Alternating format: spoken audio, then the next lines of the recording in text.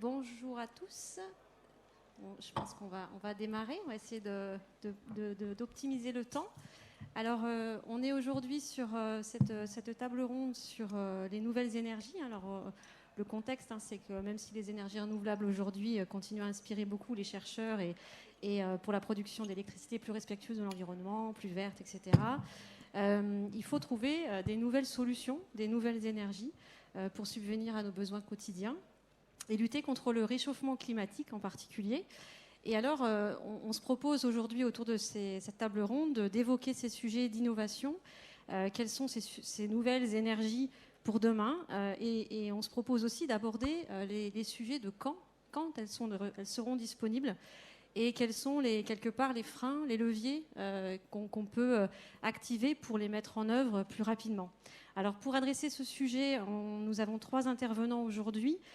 Donc Frédéric Romer d'Ecosun Innovation, donc est directeur de cette entité, Nicolas Euzet qui est directeur de Switch Energy, et François Le Galland qui est directeur du CEA Liten. Bonjour. Voilà. Donc ce que je vous propose peut-être pour démarrer et pour amorcer cette discussion, c'est que vous nous présentiez un petit peu plus en détail vos innovations, l'un à la suite de l'autre dans un premier temps, avant de débattre sur ces sujets-là.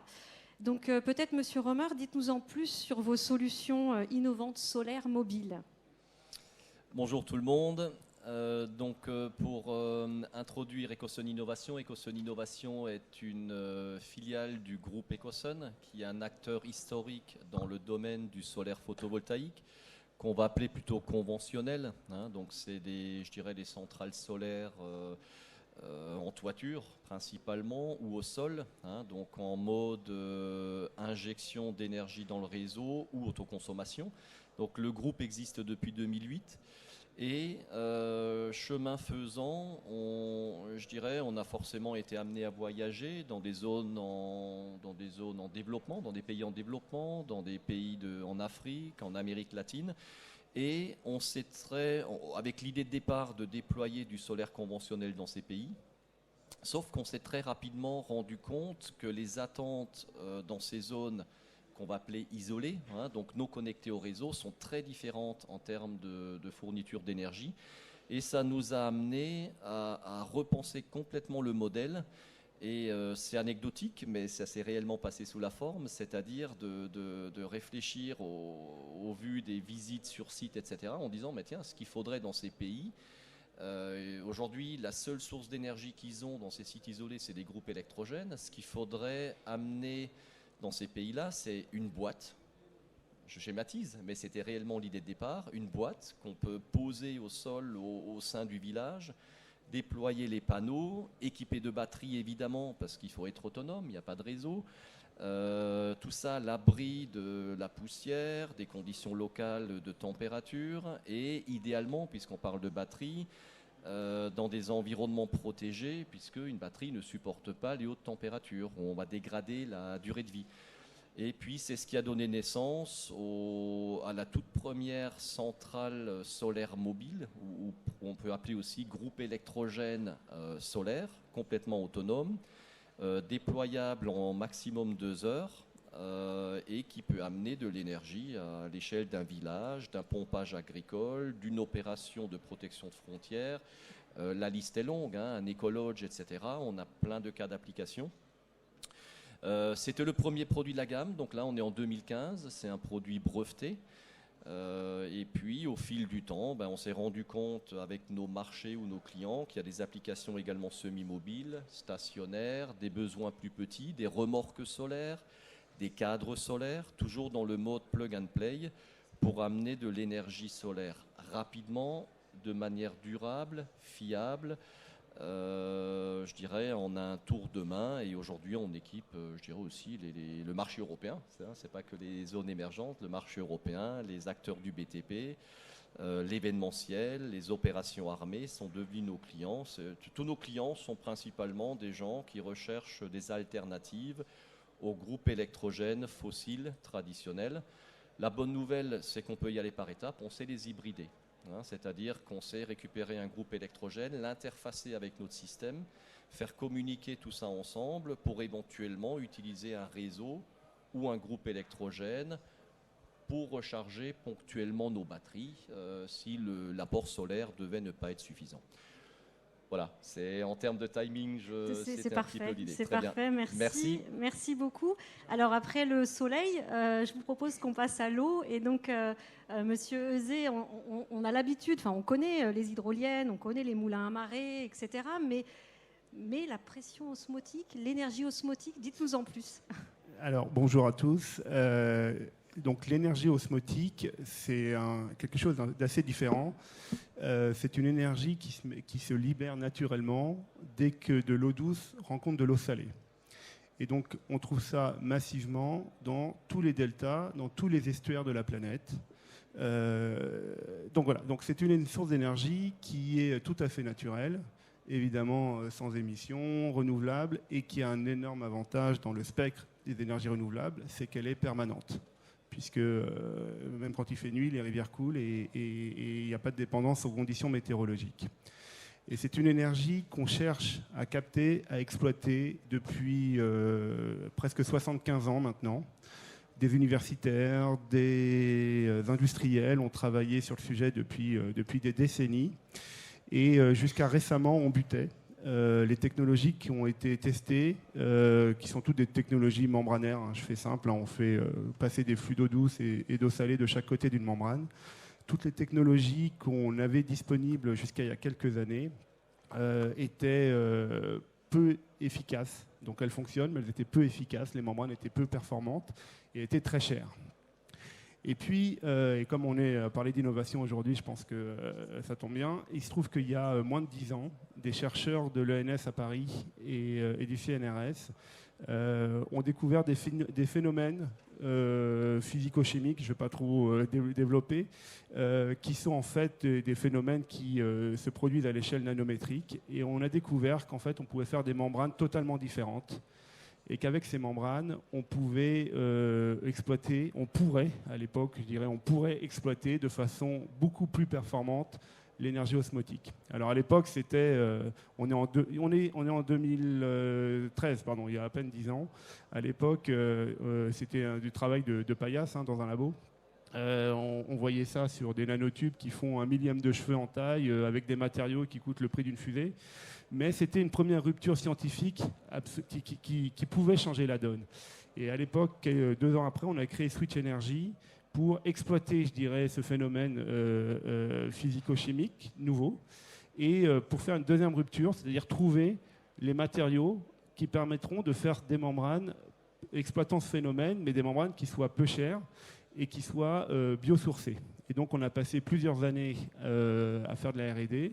Et finalement, il y a un peu plus d'1 an, on a craqué le système, quoi. Et donc on a mis au point ces membranes et puis tout ce qui va autour, et à l'échelle du labo.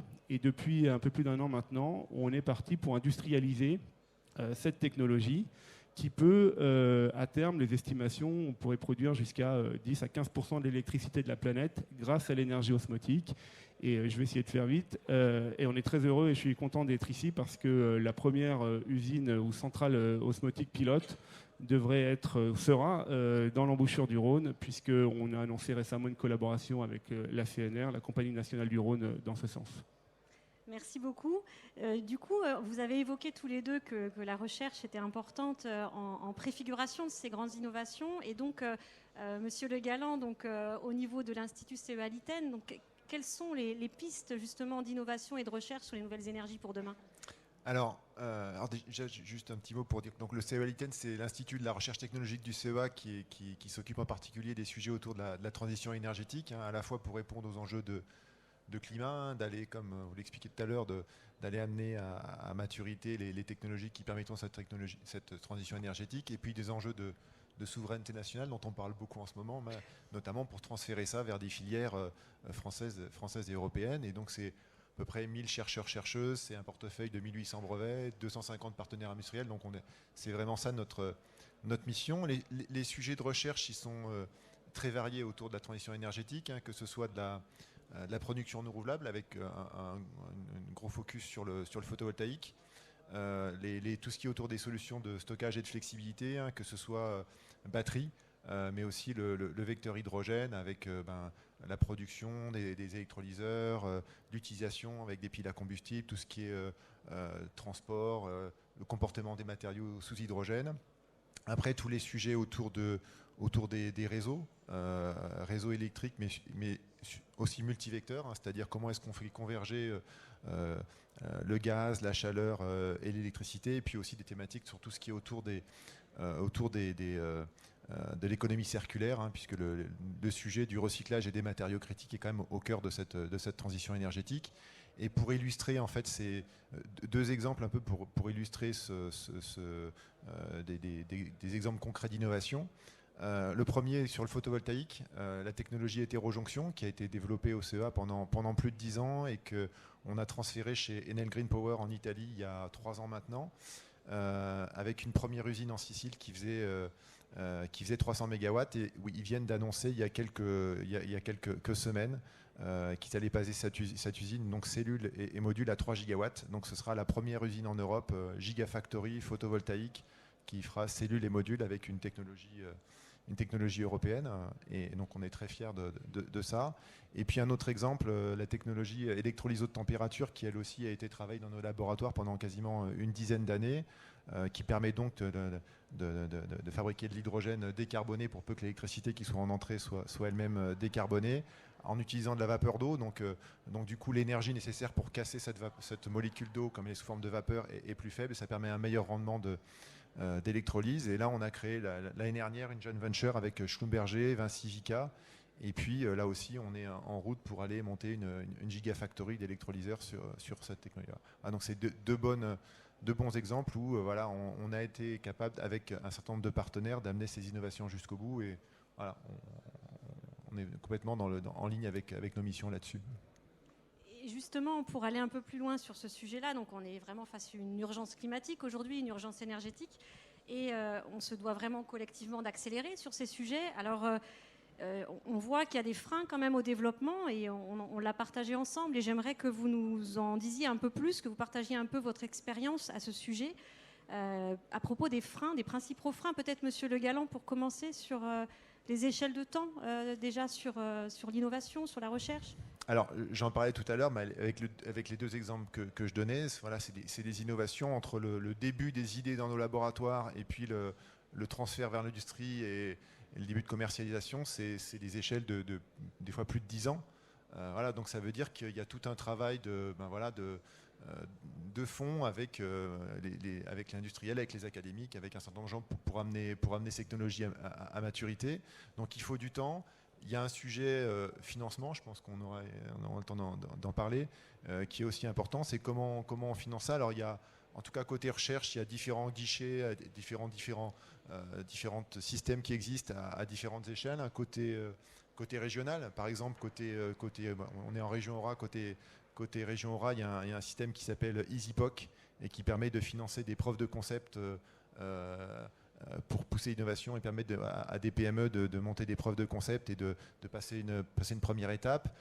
Et puis sur les sujets renouvelables, on a vu tout ce qui était en France et en Europe sur les plans de relance, les IPCEI, batteries, hydrogène, les plans les PEPR qui permettent aussi de financer de la recherche amont sur les sujets batterie, hydrogène. Donc toutes ces choses-là permettent de financer un certain nombre de choses. Et puis après, il y a voilà, la recherche hors sol, c'est-à-dire voilà, sans les industriels, ça n'a aucun sens. Voilà, il faut vraiment qu'on soit capable de passer la balle. Et en fait, je pense qu'il n'y a même pas un passage. En fait, on ne se passe pas la balle parce qu'on continue à travailler ensemble. Toutes ces choses-là, c'est éminemment en overlap. La recherche ne doit absolument pas être déconnectée de l'industriel. C'est pour ça qu'il faut qu'on travaille sur les aspects technico-économiques, sur les aspects analyse de cycle de vie. Voilà, il ne faut absolument pas que la recherche soit hors sol. Et donc, c'est pour ça qu'il faut qu'on ait ce lien fort avec ces industriels. Et puis après, les accompagner et regarder ensemble comment on avance, et puis avec un certain nombre aussi de sujets, mais je vais laisser mes camarades s'exprimer sur le sujet aussi de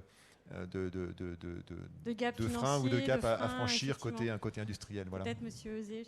Oui, on voit bien qu'on a un problème parce que le sujet climatique, il est urgent. Le rapport du GIEC la semaine dernière nous dit qu'on a 3 ans pour agir. Et or, les échelles de temps...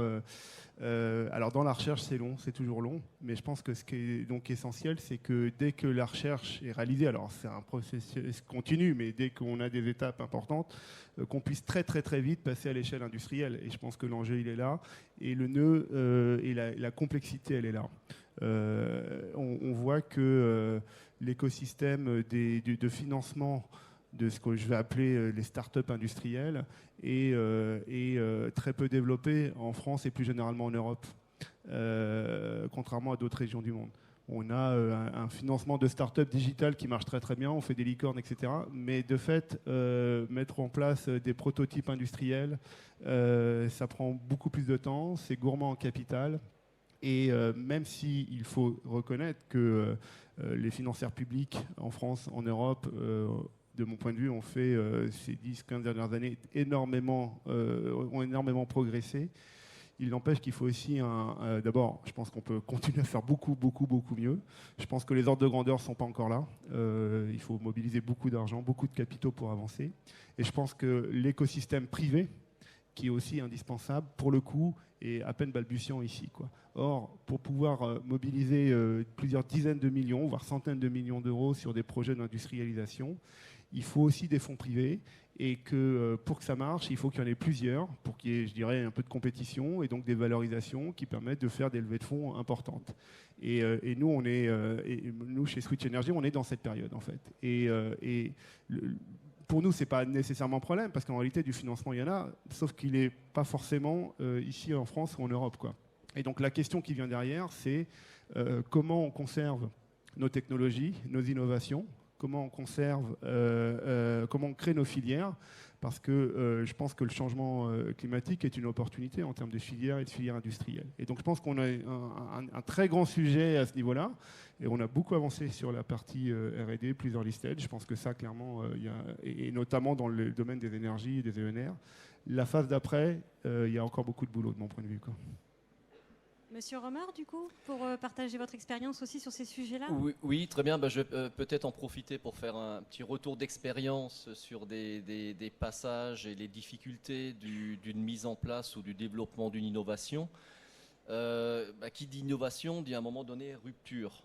C'est ce qu'on a, je pense, tous connu. Et le plus gros frein, c'est finalement le marché, c'est les usagers. Parce que ça suppose de changer des habitudes. Ça fait des années, je dirais des années que l'énergie temporaire se gère par un groupe électrogène. Pourquoi soudainement on passerait à un groupe électrogène solaire ? Ça prend un petit peu plus d'espace. Est-ce que le soleil va bien fonctionner ? Est-ce que les panneaux vont bien avoir le rendement, etc., tel qu'il est escompté ? Est-ce que les batteries vont remplir leur rôle ? Donc effectivement, le plus gros frein d'une innovation, c'est le marché. Après, sur la partie plus producteur ou développeur de solutions, évidemment, le chemin est semé d'embûches, parce que le marché peut être réfractaire au début. Je me souviens du lancement de la première génératrice solaire mobile. Mais qu'est-ce que c'est que ça ? C'est un truc d'extraterrestre, ça ne fonctionnera jamais, on n'a jamais vu ça, c'est pas possible que le soleil remplace du groupe électrogène. Mais c'est semé d'embûches aussi dans le cheminement. On parlait de financement tout à l'heure, développer des protos, ça coûte de l'argent. Alors on a eu la chance au départ de bénéficier du support du groupe Ecoson qui nous a permis de mettre le pied à l'étrier et de financer les premiers prototypes, les premières réalisations et donc de crédibiliser la solution. Parce que s'il n'y a pas cette phase de crédibilisation avec les premiers prototypes où on a la chance de pouvoir montrer que les systèmes fonctionnent sur le terrain de jeu, donc dans l'usage final, finalement, l'innovation, elle est vouée à ne pas perdurer, elle n'a aucune chance. Donc, il y a ce passage à franchir, c'est parfois quelques millions d'euros aussi, développer des gammes, développer des prototypes, faire connaître la solution, surtout sur un marché mondial. Et puis, c'est des points de passage qui sont, je dirais, forcément semés d'embûches. Après, une fois que la solution est fiabilisée et montrée, effectivement, c'est ce passage industriel qui, lui, est très énergivore en capitaux aussi. parce que finalement, on essaie d'aller vite, on essaie de mettre en place des systèmes de production, de faire finalement parfois en 10 ans ce que 3 générations dans le milieu traditionnel de l'industrie ont mis en place. Donc forcément, c'est aller vite, se développer rapidement, mettre en place une structure des structures de fabrication, etc. Et je rejoins l'analyse qui a été faite. C'est vrai que pour avoir une vision plutôt mondiale de la chose, la logique anglo-saxonne parfois est très accompagnatrice de ces nouveautés, de ces développements en apport de capitaux. L'aspect prise de risque, rapport au risque qui est un peu différent. Qui est un peu différent, c'est-à-dire que des fonds sont très facilement drainés sur des innovations, alors que, je dirais, en France, on sera peut-être extrêmement prudent sur cet accompagnement, sur le degré de risque, etc. Je dirais, on est un petit peu passé ces étapes-là en ce qui nous concerne, puisque les solutions sont fiabilisées, elles sont en œuvre dans les 4 sur tous les continents, quasiment sur le globe. On a eu la chance d'avoir aussi un accompagnement financier de grosses structures comme EDF pour nous permettre de passer l'étape industrielle qui est très forte en capitaux, et finalement d'asseoir un petit peu ces innovations et de pouvoir les répandre maintenant à travers le monde et d'étendre la gamme encore ou de poursuivre l'innovation. Mais c'est semé d'embûches. Et donc, vous parlez de capitaux, vous parlez donc d'argent. Il faut des bras aussi, il faut des compétences, il faut des talents. Oui, c'est le deuxième pied, ou de mon point de vue même le premier, quoi. C'est-à-dire que ce qu'il faut, c'est des cerveaux, des talents. Actuellement, dans nos milieux, c'est tendu, parce que, alors c'est une bonne nouvelle, parce qu'il y a quand même beaucoup d'activités d'entreprise se développent, mais c'est vrai qu'il faut des cerveaux, il faut les retenir en France. On a un enjeu au passage dans notre industrie qui est la féminisation des équipes. C'est un énorme enjeu et croyez-moi, pour une société comme Switch Energy, c'est un sujet qui est complexe puisque on a vocation à avoir une équipe équilibrée homme-femme, mais aussi très multiculturelle. On pense que ça fait partie de la puissance, et notamment dans l'innovation, pas que, mais notamment dans l'innovation. Malheureusement, on a un grand déficit de ce côté-là. Et puis, je pense que... alors, la bonne nouvelle, quand même, c'est qu'on voit que les talents, c'est-à-dire les bons cerveaux, viennent de plus en plus dans notre industrie. Et je pense qu'il y a cette fameuse quête de sens dont on entend parler, elle est réelle, quoi. Elle se produit doucement, mais elle se produit, quoi. Mais c'est vrai que c'est aussi essentiel, et les deux vont ensemble. C'est parce que on a accès à des financements qu'on peut développer des projets ici, et donc on peut attirer des talents ici et les conserver ici, quoi. Donc l'argent, c'est pas l'argent pour l'argent, c'est pour ça, c'est pour réaliser, pour avancer vite. Oui, puis je pense que c'est aussi une opportunité. On voit que cette transition énergétique, elle amène des nouveaux sujets, des nouvelles thématiques. Voilà, l'hydrogène, les batteries, les gaz verts, enfin plein de. J'en passe. L'énergie osmotique. Et donc, et à l'inverse, on voit que dans le même temps, il y a d'autres, puisque tout ça, c'est quand même une transition des énergies fossiles vers d'autres. Et donc, il y a un certain nombre d'industries qui étaient très positionnées sur ces énergies fossiles, qui ont un certain nombre de talents. Et donc, il y a quand même un sujet au niveau national comme européen sur comment on réutilise ces énergies, ces savoir-faire tout le long de la filière, puisqu'on parle souvent, là, tout à l'heure, on parlait de gigafactory. Il y a beaucoup de buzz et de discussions autour des gigafactories, mais ce qui est important, c'est autour de cette gigafactory, quel est l'environnement ? Créer un écosystème complet, en fait, en couplant tout ça. C'est des écosystèmes, les équipementiers, les fournisseurs de matériaux, les fournisseurs de composants. Tous ces gens-là, comment ils se réinventent, comment est-ce qu'ils s'approprient cette transition, et comment ça leur ouvre de nouveaux marchés. Et c'est comme ça qu'on crée des filières ou qu'on recrée des filières, de l'emploi. Donc ça, c'est quand même assez fondamental. Qu'en pensez-vous du coup sur ces sujets de création d'écosystèmes, vision globale, et vision partagée, territoriale de tout ça ? Comment vous voyez les choses de votre côté ? Oui, disons, c'est, je pense, une nécessité, parce que dans le domaine des énergies, je dirais, on ne peut pas dire qu'une énergie est la seule. C'est pas une énergie seule qui va supplanter l'ensemble des besoins. Ça se passe souvent dans le mix, dans le collaboratif au niveau des énergies. Je sais qu'on a très rapidement de notre côté, je dirais, c'est drivé, nos systèmes sont drivés par le solaire photovoltaïque et le stockage. mais on a très rapidement développé des systèmes de management de l'énergie pour ouvrir finalement l'interfaçage de nos systèmes avec un réseau, avec un groupe électrogène. On peut accueillir des piles à combustible, etc. en hydrogène. Donc il faut prévoir des systèmes qui soient relativement ouverts, qui puissent s'adapter dans toutes les situations, parce que les schémas énergétiques suivant les pays ne sont pas du tout les mêmes, et pouvoir intégrer finalement un petit peu toutes les logiques. Après, ce qui est important aussi dans ce mode collaboratif, c'est de pouvoir, on le fait peut-être pas assez en France par rapport à d'autres pays. Je prends un peu en exemple l'Allemagne qui, je dirais, qui est assez avancée sur ce mode d'approche, c'est de savoir chasser en meute. C'est-à-dire nos innovations, essayer de les propager, je dirais, en mode collaboratif, au niveau des marchés étrangers, etc. Et ça, souvent, ça peut être du travail collaboratif en associant des différentes sources d'énergie ou différentes innovations. Et je dirais aussi que la filière, elle est importante parce que un des grands thèmes de l'énergie aujourd'hui, c'est la souveraineté. Et on voit bien que même dans les énergies renouvelables, on a perdu de la souveraineté. De fait, je pense que dans le solaire, vous voyez bien, et ça fait partie de la souveraineté, quoi. Et donc, je pense on est gagnant à tous les niveaux quand on arrive à développer une filière sur les différents domaines sur lesquels on travaille, quoi. Si je prends notre exemple, nous, l'énergie osmotique, je pense que personne ici la connaissait ou à peine. Donc on part de nulle part, ce qui est merveilleux, parce que ça veut dire qu'il y a un potentiel énorme à exploiter, etc. Mais ça veut dire aussi qu'il faut amener les industriels et créer un écosystème. Et on s'y emploie.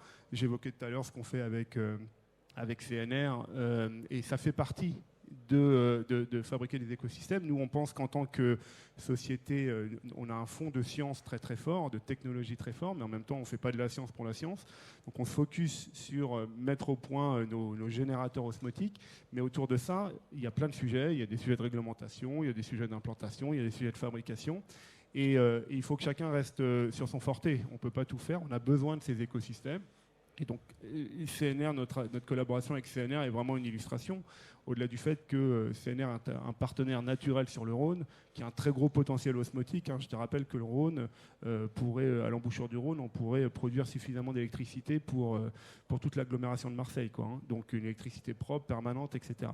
Donc il y a un grand enjeu. Et par ailleurs, CNR, c'est du savoir-faire hydraulique, qui est évidemment important dans des systèmes comme les nôtres, et du savoir-faire réglementaire, etc., etc. Donc, on a besoin de s'associer.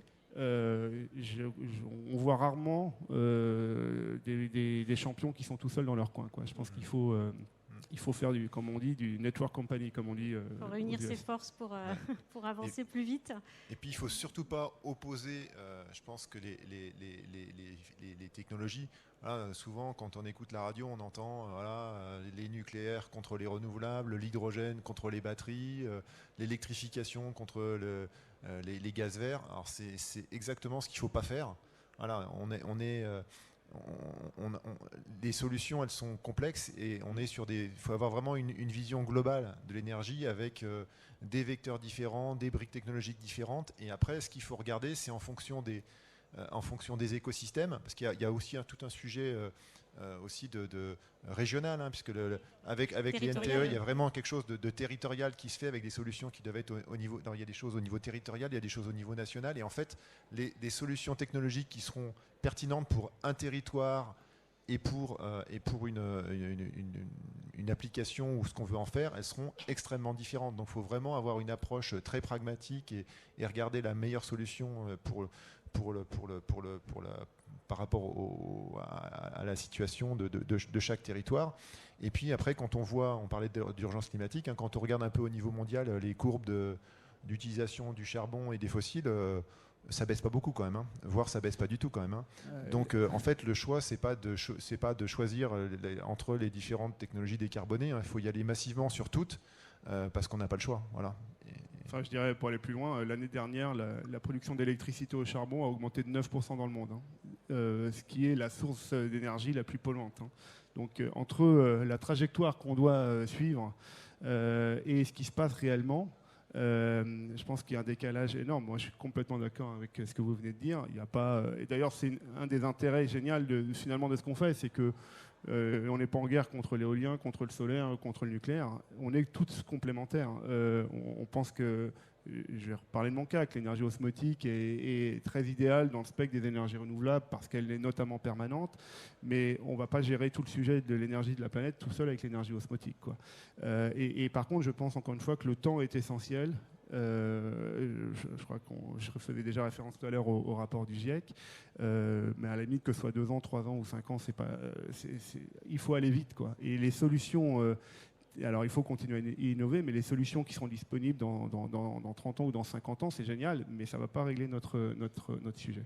Et je voulais revenir sur un point, je pense que ce qui est important, et ce qui me semble aussi important, et c'est aussi de mon point de vue un sujet d'efficacité, mais aussi de souveraineté, c'est de continuer à collaborer en permanence entre les centres de recherche et les industriels.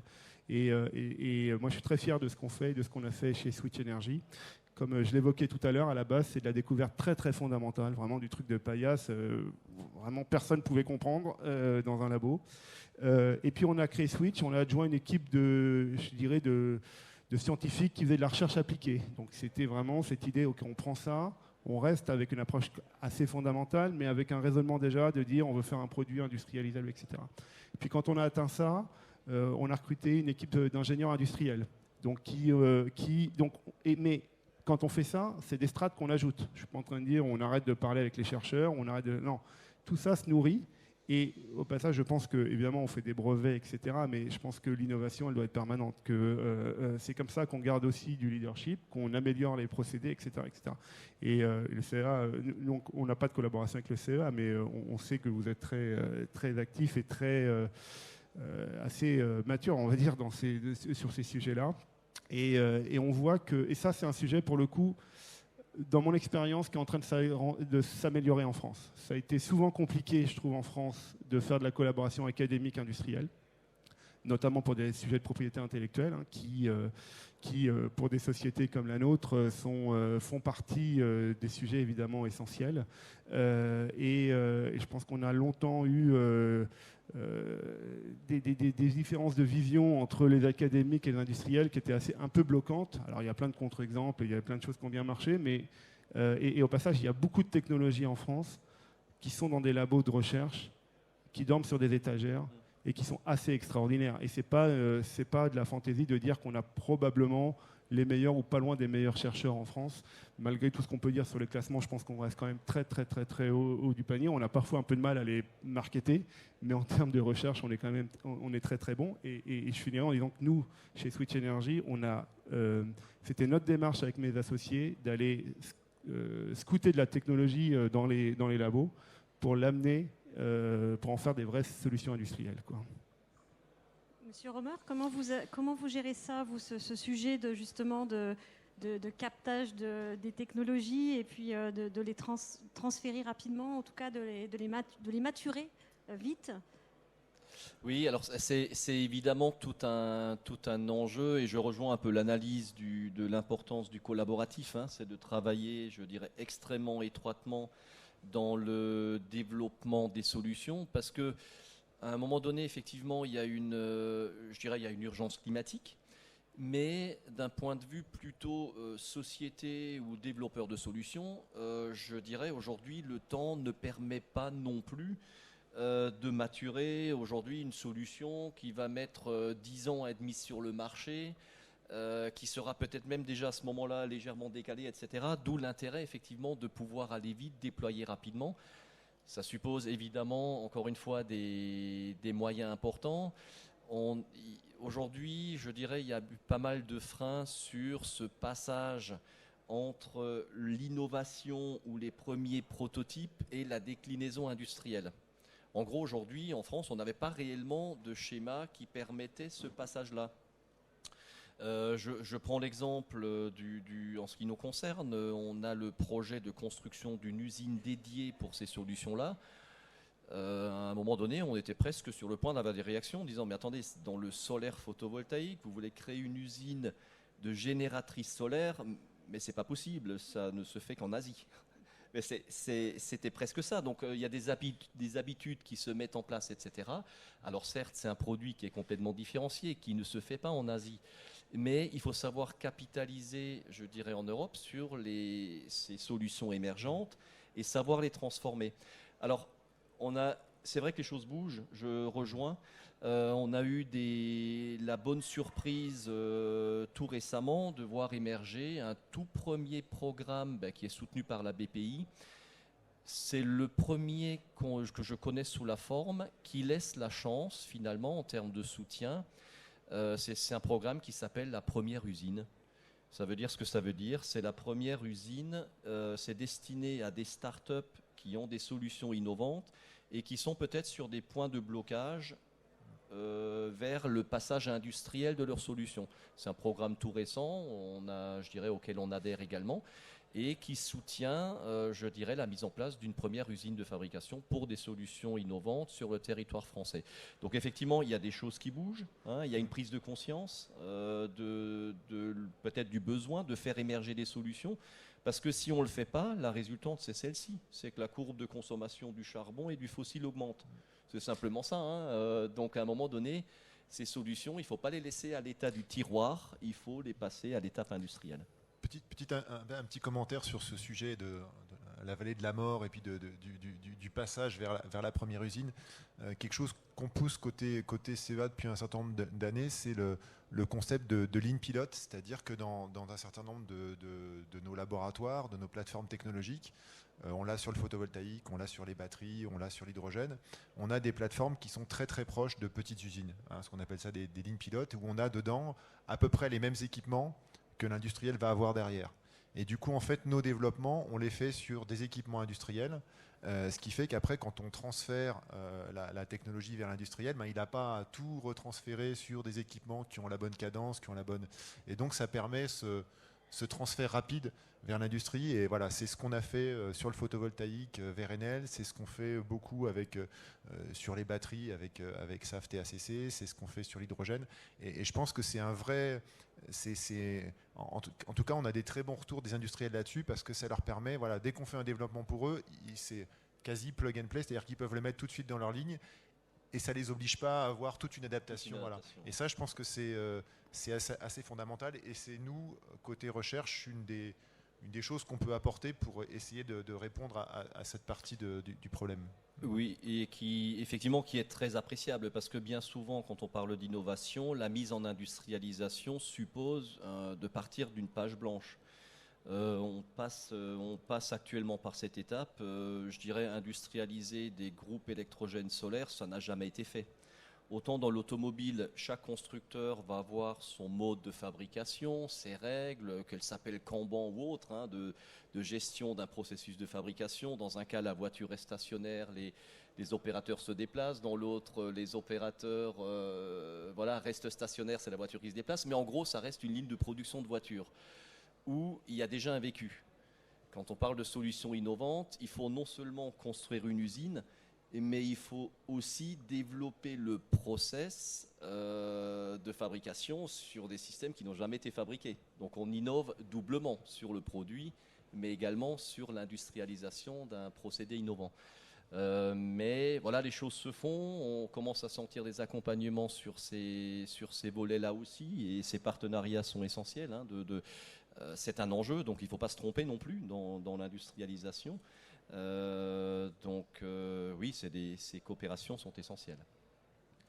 Donc peut-être sur ces sujets de collaboration, du coup vous avez parlé de collaboration sur l'innovation, sur la recherche, sur le passage de cette vallée de la mort là.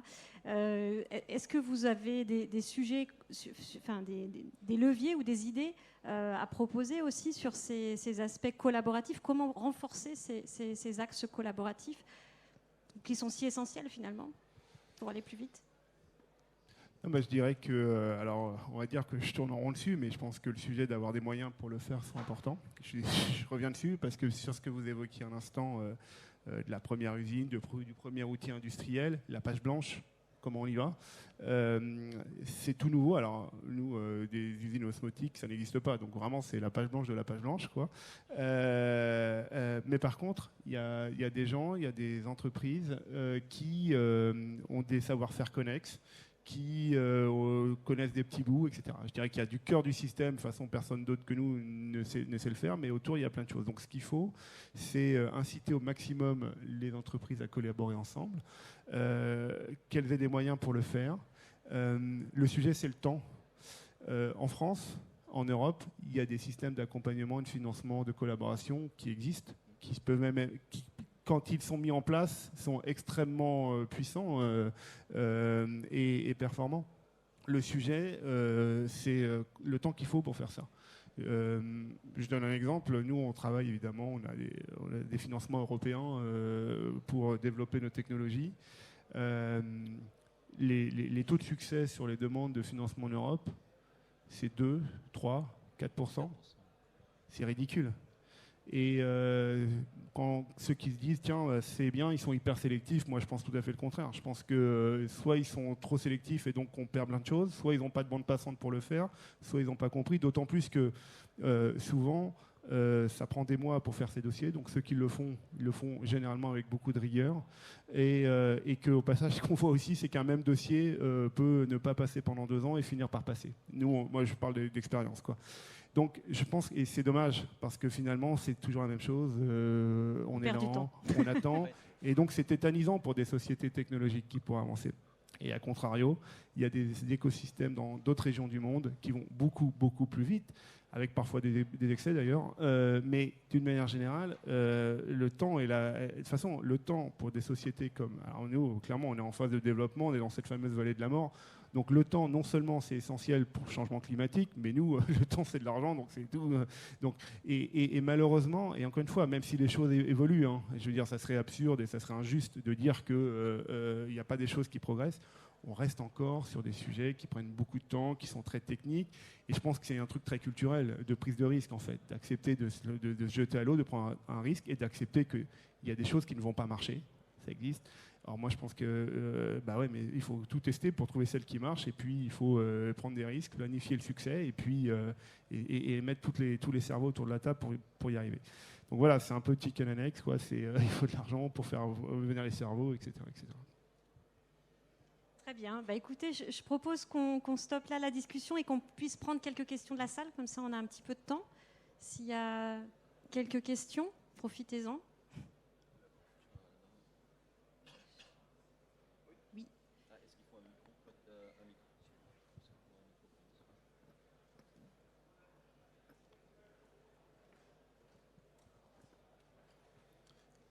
Oui, la question que j'aurais, c'est après cette partie de financement, du coup, les difficultés que certaines sociétés peuvent avoir à trouver du financement ou avoir leur dossier être accepté, est-ce qu'il n'y a pas aussi un problème de communication et donc d'attractivité de certaines sociétés comparées à d'autres qui ont un peu plus de succès par la suite à se développer lorsqu'elles ont des innovations qui peuvent être intéressantes pour le marché? Bah, oui, c'est un sujet, quoi. Et c'est vrai que, en tout cas, souvent, je ne vais pas généraliser, ça serait absurde, mais on a souvent de la très bonne technologie ici, on a un peu de mal à la communiquer, à la marketer, à la faire connaître. C'est un vrai sujet. Encore une fois, je pense que les choses évoluent et c'est pas aussi blanc et noir que ce que je veux bien dire, mais globalement, on a des très bons exemples de technologies ou de secteurs où des sociétés anglo-saxonnes avec des choses, à mon sens, beaucoup, beaucoup plus moyennes que ce qu'on pouvait avoir ici, ont fait des gigantesques succès parce qu'ils ont su le marketer. Et malheureusement, ici, et parfois, c'est aussi à nous de pas non plus vouloir faire des rocks, quoi, hein, de se dire, ok, par exemple, typiquement, moi, la première centrale osmotique, je pense qu'elle sera pas au niveau de performance optimum, quoi, parce que ça va être un continuum de développement, d'amélioration, etc. Et d'ailleurs, c'est un enjeu de savoir à quel moment j'arrête le curseur et dis j'y vais, parce que les chercheurs, ils adorent chercher, ce qui est vachement bien, mais nous, ce qu'on a besoin, c'est de trouver et de mettre en place. Et donc, il faut toujours la bonne balance entre les deux, et savoir communiquer. Encore une fois, si je reprends notre cas, pour le coup, nous, l'énergie osmotique, personne ne la connaît. Et donc, on a un enjeu de communication, de faire connaître et de faire reconnaître qui est énorme. Aujourd'hui, quand on est avec CNR en se disant on va installer de l'énergie osmotique sur le Rhône, notre premier sujet, c'est avec l'Adréal ou avec la Creux, qu'est-ce qu'on va cocher comme case, comment ça marche, quoi. Donc il y a un sujet réglementaire qui est gigantesque, en Europe aussi. Donc nous, on est actifs au niveau européen pour faire reconnaître l'énergie osmotique comme une énergie renouvelable. Et ça prend énormément de temps et donc énormément d'argent parce qu'il faut trouver les équipes, les relais pour aller faire parler de ces choses-là. Et donc, mais ça participe au sujet de la filière. Et c'est aussi pour ça que c'est important d'amener des acteurs autour de nous, parce que tout seul, on ne peut pas tout faire, quoi. Est-ce qu'il y a une autre question ? Oui ?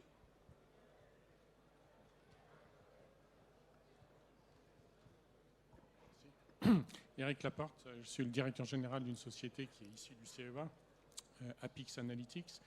On fait des systèmes d'analyse de chromatographie, d'analyse des mélanges gazeux et liquides. Et en fait, c'est plus un témoignage et mettre en avant un point difficile. On parle du timing et de l'essaimage de technologie. Et nous, l'expérience qu'on a, c'est que la technologie, elle est restée au CEA et Caltech, donc un partenariat pendant 8 ans avant que 3 chercheurs décident de créer une société. Mais ce qu'on constate aujourd'hui, c'est qu'en fait, cet essaimage a eu lieu beaucoup trop tôt. Et qu'aujourd'hui, 10 ans après, on est en train de faire notre 4e levée de fonds. La technologie se met sur le marché seulement maintenant. Et en fait, cet essaimage a eu lieu certainement beaucoup trop tôt. Il aurait fallu terminer, parce que finalement, ça a coûté une fortune à Apix pour finir les développements, sans pouvoir générer suffisamment de chiffre d'affaires. Donc ce timing du moment où on va essaimer la technologie est super important. On aurait peut-être gagné 5 ans si la technologie était restée au CEA pour être totalement terminée et être mise ensuite sur le marché. Voilà. Moi, sur ce truc-là, je pense que chaque projet est différent, donc je pense que c'est compliqué de trouver une formule générale pour ça. Dans notre cas, la découverte qu'avaient, enfin les observations faites et les découvertes du CNRS et de l'ENS sur lequel on assoit notre technologie, tous les grands industriels de l'énergie et de l'eau sont passés dans ce labo à cette époque. Tous ont trouvé ça génial, mais en disant ce que je disais tout à l'heure, c'est un truc de chercheurs, restez dans votre coin. Et je pense que c'est des chercheurs, l'équipe de chercheurs en question, on collabore tous les jours avec eux, hein, donc j'ai un très grand respect pour eux. Ce sont des gens. Mais moi, en tout cas, dans notre cas présent, je pense que si il n'y avait pas eu un groupe, enfin une équipe, la nôtre en l'occurrence, qui s'est dit on va s'emparer de ça et on va essayer d'en faire quelque chose d'industriel, je pense que c'est probablement quelque chose qui serait resté sur l'étagère ou qui ferait l'objet de quelques recherches. Donc, en l'occurrence, même si ça prend du temps, même si je voudrais que ça aille toujours beaucoup plus vite, pour le coup, je pense qu'il n'y avait pas d'autre solution pour sortir ça. C'est-à-dire d'aller chercher un moyen industriel d'utiliser cette technologie, quoi. Et pour le coup, moi, je pense, à l'inverse, dans notre exemple à nous, que s'il n'y avait pas eu notre groupe, et moi je ne suis pas le scientifique de la bande, donc je donne les lauriers à mes camarades, la technologie serait sûrement restée, ou en tout cas aurait fait l'objet de nombreuses recherches, sûrement des papiers super, mais ne serait pas là où elle en est aujourd'hui. Donc après, je pense qu'il y a plein de situations et plein d'exemples différents, hein, sur ce thème-là. Oui, je vais peut-être rebondir rapidement. C'est vrai que pour l'avoir vécu également, c'est vrai que la difficulté dans le lancement d'une innovation est de faire croiser la courbe de maturité du produit avec la courbe de maturité du marché.